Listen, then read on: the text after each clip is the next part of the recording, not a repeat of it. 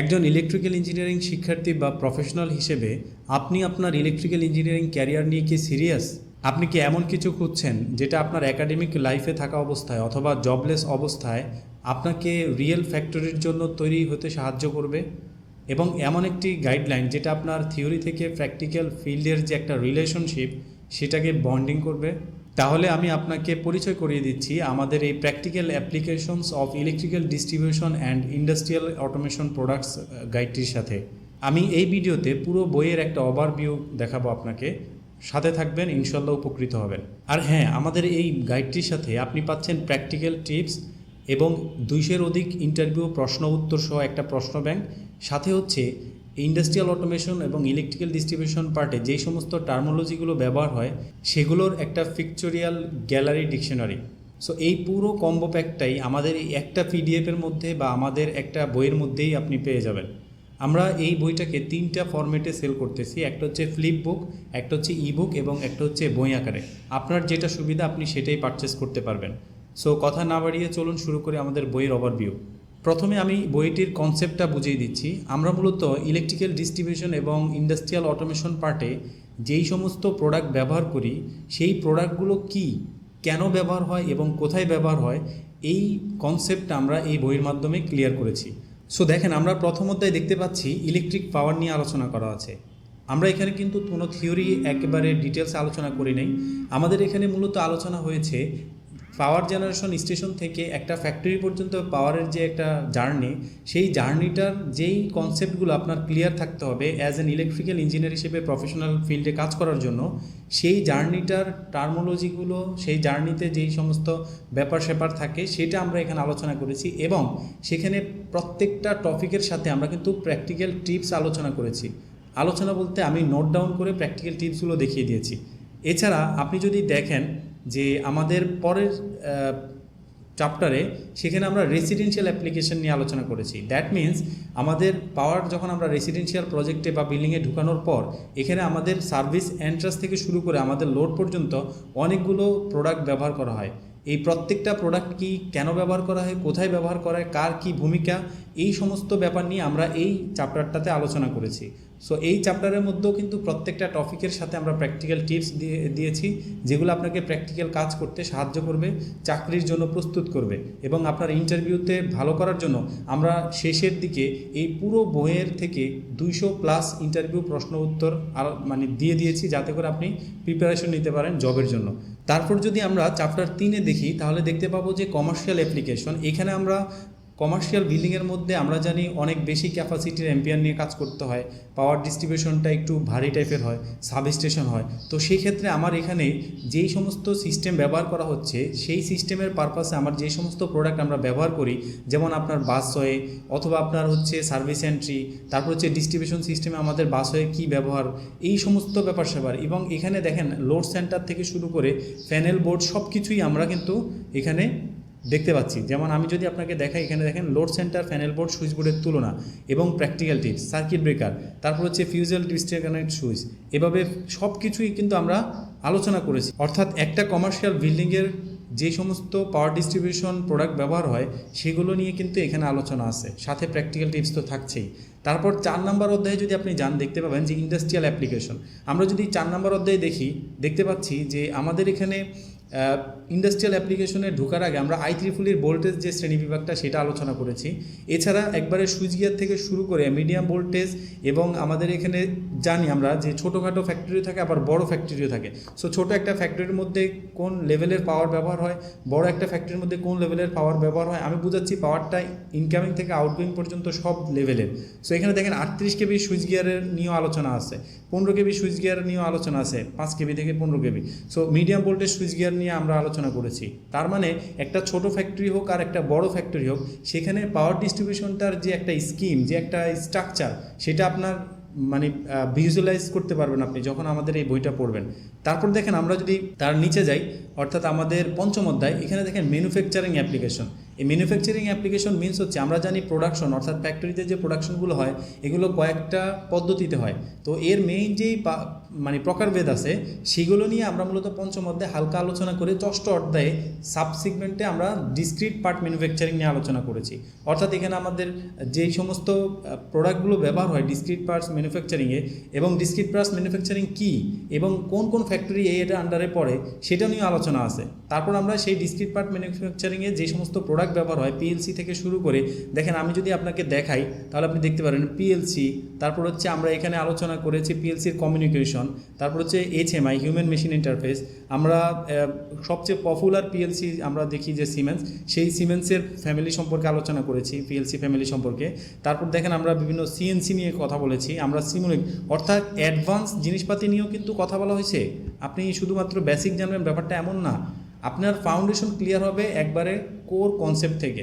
তারপর দেখেন এখানে আমরা সপ্তম অধ্যায়ে অ্যাসেম্বলি প্রসেস নিয়ে আলোচনা করেছি।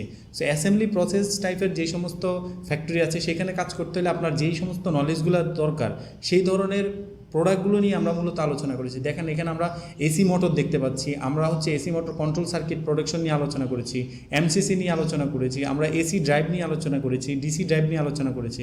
সো এইখানে দেখেন অ্যাসেম্বলি প্রসেস, বিল্ডিংয়ের পিএলসির যে সিলেকশন বা সিস্টেমের যে কোঅর্ডিনেশন বা সমন্বয় করা, এটাও কিন্তু আমরা আলোচনা করেছি। তারপর দেখেন আমরা যদি আরও নিচে যাই, দেখেন আমরা বেচ অ্যান্ড কন্টিনিউয়াস প্রসেস নিয়ে আলোচনা করেছি। অর্থাৎ একটা ইন্ডাস্ট্রিতে যত টাইপের প্রোডাকশন টাইপ আছে সেইটার মেইন যে তিনটা টাইপ সেটা নিয়ে কিন্তু আমরা এখানে আলোচনা করেছি। দেখেন এখানে বেস প্রসেসিং নিয়ে আলোচনা করা হয়েছে, তারপর হচ্ছে কন্টিনিউয়াস প্রসেসিং। এই জিনিসগুলো যে আপনাকে কোন লেভেলের ভিজুয়ালাইজেশন দিবে আপনি কল্পনাও করতে পারবেন না। অর্থাৎ আপনি যদি একবারে প্রেশার হন, একবারে একাডেমিক সেকশন থেকে মাত্রই বেরোলেন, জবের জন্য চেষ্টা করতেছেন, টু বি অনেস্ট আপনার পুরো চিন্তার জগৎটাই চেঞ্জ হয়ে যাবে। আপনি আপনার ক্যারিয়ার ট্র্যাকটাকে কোন দিকে নেবেন আপনি এখন থেকে সিদ্ধান্ত নিতে খুব স্বাচ্ছন্দ্য ফিল করবেন যে আমার এই বিষয়টা খুব ভালো লাগছে, আমি এই দিকে ক্যারিয়ারটা নেব। সো আমাদের এই পুরো গাইডলাইনটা শুধুমাত্র আপনাকে ইন্ডাস্ট্রিয়াল অটোমেশন আর হচ্ছে পাওয়ার ডিস্ট্রিবিউশনের প্রোডাক্ট সম্পর্কেই জানাবে না, আপনার পুরো ক্যারিয়ার জার্নিটা কেমন হবে সেটার ব্যাপারে আপনাকে সিদ্ধান্ত নিতে সাহায্য করবে। এখানে দেখেন আমরা শেষের দিকে দেখেন পাওয়ার অটোমেশন ক্যারিয়ার ট্র্যাক নিয়ে কীভাবে আগাবেন, কীভাবে পড়াশোনা করবেন, এই ধরনের একটা ছোট্ট ছাপটা দেওয়া আছে। দেন হচ্ছে আপনার এখানে দেখেন সম্ভাব্য ইন্টারভিউ প্রশ্ন, যেটা আমি বলে আসতেছি যে 200-র অধিক আমরা প্রশ্ন দিয়েছি, শুধুমাত্র জেনারেল প্রশ্ন না।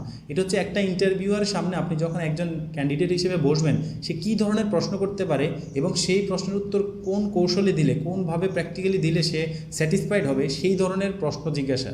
আমরা একটু পরে এগুলোর ওভারভিউ আরও দেখব। তারপর দেখেন আমরা এখানে একটা ইন্টারেস্টিং পার্ট অ্যাড করেছি, যেটা হচ্ছে পাওয়ার এবং ইন্ডাস্ট্রিয়াল অটোমেশনে অনেক টার্মোলজি ব্যবহার করি আমরা। সো ওই টার্মগুলোর যে ভিজুয়াল ডিকশনারি কিন্তু আমরা এখানে অ্যাড করে দিয়েছি, একবারে শেষে পার্টে অ্যাড করে দিয়েছি। এখানে আমরা যদি বইটা একটু ওভারভিউ করি, দেখেন এখানে আমরা প্রত্যেকটা পৃষ্ঠার মধ্যে প্রায় গ্রাফিক্যালি রিপ্রেজেন্ট করার চেষ্টা করেছি। আপনাকে কনসেপ্টটা প্র্যাকটিক্যালি এমনভাবে হজম করার ব্যাপারে আমরা বইটা লিখেছি যাতে করে আপনার আসলে কোনো কনফিউজ না থাকে, এবং আপনি যদি একবারে প্রেশার হন তাহলে আপনি ফ্যাক্টরির পুরো ওভারভিউটা নিজের ব্রেনের মধ্যে ভিজুয়ালাইজ করতে পারবেন।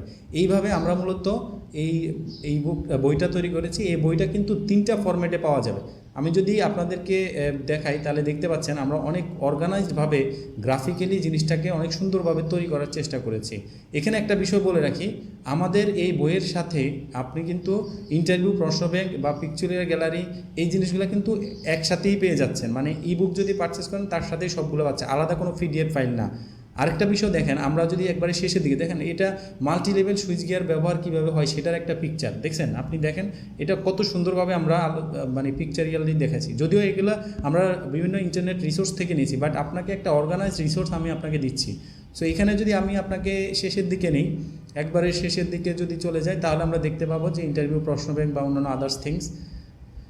তো আমরা একবারে পুরোটা একটু ওভারভিউ করি, আপনারা একটু দেখেন। হ্যাঁ, আমি মনে করি প্রত্যেকজন ইলেকট্রিক্যাল ইঞ্জিনিয়ার পড়া উচিত বাংলাদেশের, কারণ আমরা আসলে অদৃশ্যভাবে আগাই, অনেক সময় আমরা জানি না কোন দিকে যাচ্ছি। দেখেন এখানে আপনার এখানে যে প্রশ্নগুলো দেখতেছেন, আপনার কি মনে হচ্ছে যে এগুলা কোনো থিওরিটিক্যাল প্রশ্ন? তারপর হচ্ছে আমি যদি আপনাকে দেখাই, আপনার যদি আমরা এইদিকে যাই, এইখানে দেখেন সাধারণ ডিস্ট্রিবিউশন সিস্টেমে এত ভোল্টেজ পার্থক্য কী। তারপর দেখেন এখানে সে সার্ভিস মিটার বিদ্যুতের ইউনিট কীভাবে পরিমাপ করা হয়। তারপর এখানে দেখেন মাল্টি ফ্যামিলি মিটারিংয়ে মডুলার সিস্টেম ব্যবহারের সুবিধা কী, এই জিনিসগুলো সুন্দরভাবে আছে। ইভেন আপনার এখানে কিন্তু আমরা প্র্যাকটিক্যাল টিপস নামে একটা সেকশন আছে, মনে আছে? আমি বলছিলাম যে প্রত্যেকটা টপিকের সাথে আমরা হচ্ছে প্র্যাকটিক্যাল টিপস দিয়ে দিয়েছি। যেমন এখানে যদি বাসওয়ের সিস্টেমটাই বলেন, এখানে দেখেন আমরা এখানে প্র্যাকটিক্যাল টিপস নামে একটা দিয়ে দিয়েছি। আমি আপনাকে আবার দেখাচ্ছি, এই যে। সো এখানে দেখেন, এখানে ভোল্টেজ ড্রপ ক্যালকুলেশন, দীর্ঘ ফিডার বাসওয়ে ব্যবহার করার সময় অবশ্যই রুটের ভোল্টেজ ড্রপ ক্যালকুলেশন করতে হবে। 480 ভোল্ট সিস্টেম ও দীর্ঘ রুটে ভোল্টেজ ড্রপ মোটরের পারফরমেন্সকে প্রভাবিত করতে পারে। দেখেন থিওরিটিক্যালি কিন্তু এই জিনিসগুলো আমরা খুব একটা জেনে আসি না ভার্সিটি থেকে, এবং এখানে প্র্যাকটিক্যালি যে সমস্ত কাজ কারবার করতে যাবেন সেখানে আপনার যে সমস্ত টিপস আপনাকে সাহায্য করবে কাজ করতে, সিদ্ধান্ত নিতে, সেফটি ইনশিওর করতে, ফ্যাক্টরিতে আপনার একটা জায়গা তৈরি করে নিতে, সেই প্র্যাকটিক্যাল টিপসগুলোই কিন্তু আমরা এখানে ব্যবহার করে দিয়েছি প্রত্যেকটা জায়গায়। সো এখানে আপনি প্র্যাকটিক্যাল টিপস পাচ্ছেন, প্র্যাকটিক্যাল থিওরি থেকে বের হয়ে প্র্যাকটিক্যাল আলোচনা পাচ্ছেন, তারপর হচ্ছে আপনার ইন্টারভিউ প্রশ্ন ব্যাংক পাচ্ছেন, তারপর লাস্টে যদি আমরা যাই ইন্টারেস্টিং একটা জিনিস, সেটা হচ্ছে পিকচুরিয়াল গ্যালারি। অর্থাৎ দেখেন ইন্ডাস্ট্রিতে আমরা যে সমস্ত টার্মোলজি ব্যবহার করি, যেমন আমি যদি এটার কথাই বলি local area network. So local area নেটওয়ার্কটা কী, এবার কীভাবে ফাংশন করে, কীভাবে কাজ করে, এটা সম্পর্কে আমরা একটা সুন্দর প্যারাগ্রাফ আকারে এটা বলে দিয়েছি। এখন এই জিনিস যদি আপনি জানেন, তাহলে আপনি লোকাল এরিয়া নেটওয়ার্ক নিয়ে আরও অ্যাডভান্স স্টাডি করতে পারবেন। আপনার ফাউন্ডেশনটা তৈরি হয়ে গেল, আপনার ইন্টারেস্টটা তৈরি হয়ে গেল, আপনার সেলফ লার্নিংয়ের জন্য যে একটা পুঁজি দরকার সেটা তৈরি হয়ে গেল, সেটা পেয়ে গেলেন। দেন আপনি ফার্দার আরও হায়ার স্টাডি করেন, আরও রিসার্চ করেন, সেলফ স্টাডি করেন। অনলাইনে রিসোর্সের অভাব নাই, শুধু আপনাকে আমি জায়গা করে ফাউন্ডেশনটা তৈরি করে দিচ্ছি এই বইয়ের মাধ্যমে, প্লাস আপনার সেলফ লার্নিংয়ের যে একটা পুঁজি দরকার সেটা দিয়ে দিচ্ছি। আপনি যদি সিরিয়াস হন তাহলে আপনি এইখান থেকেই নিজেই ইন্ডাস্ট্রিয়াল অটোমেশনে এক্সপার্ট হতে পারবেন, ইভেন আপনি হচ্ছে যে পাওয়ার ডিস্ট্রিবিউশনও এক্সপার্ট হতে পারবেন। সো আমি এই পুরো বইটা আপনাদেরকে ওভারভিউ দেখানোর মূল উদ্দেশ্যই হচ্ছে এই বইটা আমি রিকোয়েস্ট করব আপনি পারচেস করেন। এখানে একটা বিষয় বলি, আমরা চেষ্টা করতেছি ইলেকট্রিক্যাল ইঞ্জিনিয়ারিং সেক্টরের জন্য ভালো কাজ করার জন্য। দেখেন এই পুরো বইটা যদি আপনি ইবুক হিসেবে নেন তাহলে 430 পেজের বেশি আছে মেবি, আর বইতে আমরা যেহেতু ছোটো ফন্টে বইতে প্রিন্ট হয় সেক্ষেত্রে এটা 356 পেজ আছে। এই পুরো বইটা আমি আপনাকে মাত্র 90 টাকা দিচ্ছি, বিশ্বাস করতেছেন? কিভাবে? আপনি যে আমাদের থেকে একটা লিঙ্ক কিনেন, ওই লিঙ্কে গেলে আপনি এই পুরো পিডিএফটা পড়তে পারবেন, ডাউনলোড করতে পারবেন না, এটা হচ্ছে 90 টাকা। এই পুরো পিডিএফটা যদি আপনি কিনতে চান তাহলে হচ্ছে 190 টাকা। আর যদি এটাকে বই আকারে আপনি সুন্দর প্রিমিয়াম একটা কোয়ালিটির বই আপনার কাছে রাখতে চান তাহলে হচ্ছে 490 টাকা উইথ ডেলিভারি চার্জ, এবং আমরা এই ইবুক অর্থাৎ পিডিএফটাও আপনাকে দিয়ে দেব। সো আপনি এই পুরো প্যাকেজটা সম্পর্কে জানতে বা বইটা কীভাবে কিনবেন, কী আসল বিষয় সব ডিটেলস জানতে আপনি লার্ন মোর বাটনে ক্লিক করেন, আমাদের ল্যান্ডিং পেজে গেলে A to Z সব দেখতে পারবেন, এবং এখানের ডেমো পেজগুলো আপনি পড়তে পারবেন। আর এখানেও আমার ভিডিও পজ করেও চাইলে পড়ে নিতে পারেন। আশা করি আপনি বুঝতে পারছেন আমি আপনার জন্য কত ভ্যালুয়েবল একটা জিনিস নিয়ে আসছি। ধন্যবাদ।